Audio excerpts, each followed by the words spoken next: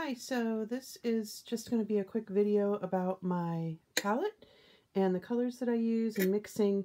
And I'm not going to do a long one because there are people who've done really great tutorials on mixing skin tones, and you can look those up. But I wanted to share one thing. This is a new palette for me. Let me see if I can lift it up here. It's glass, but it's tinted gray. I don't know if it's from underneath or through the whole thing, but then it's got these corners that are kind of rubber. And I set it inside this other palette carrier that I had initially. It fits really nicely. This was intended to be, you know, some mixing wells. It's way too deep for me and the mixing area is too small. But this sits inside it nicely. And then what I do at night when I'm done painting is this has a cover. Sorry if I'm making you seasick. This has a cover that I do that, and I throw the whole thing in the freezer, which keeps the paint from drying out as quickly. So that's maybe a good tip for you. But this new gray one is the New Wave palette. That's the brand, and I just found it a couple of weeks ago, and it's awesome. I've been wishing for a glass palette for a long time because it's easier to clean.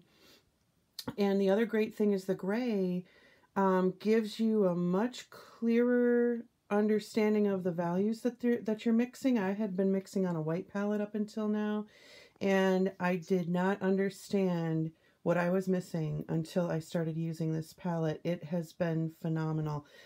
So I highly recommend a tinted palette if you have access or can. I've also seen people take just a piece of glass, and put a piece of gray paper underneath it, or paint underneath it that's gray, a neutral gray, and I'm sure that works great too. It really makes a difference. So then just quickly, I wanted to show the standard paints palette that I use. I use titanium white. There are different whites out there. That's kind of the standard that a lot of people use. It is really slow drying, and I like that about it. This is cerulean blue. I don't use it a ton, but it's really nice for tinting little pieces of grays and things. This is ultramarine blue. This is burnt sienna. I'm sorry, burnt umber. Burnt umber. Alizarin crimson. Cadmium red. This is cadmium yellow lemon. I get it from either Della Rowney or M. Graham, and I find that straight cadmium yellow is very translucent, and I have trouble getting it to do what I need it to do. But the lemon cadmium yellow is much more opaque, and I like the way it performs a lot better. This is yellow ochre. I use this is ivory black. I have played with, I might be switching to Mars black at some point. Mars black, I believe, is a bluer black than this.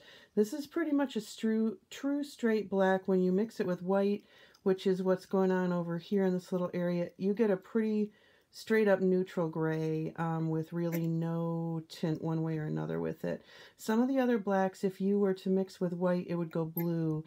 And in some palettes, you could even practically substitute that for any blues on your palette.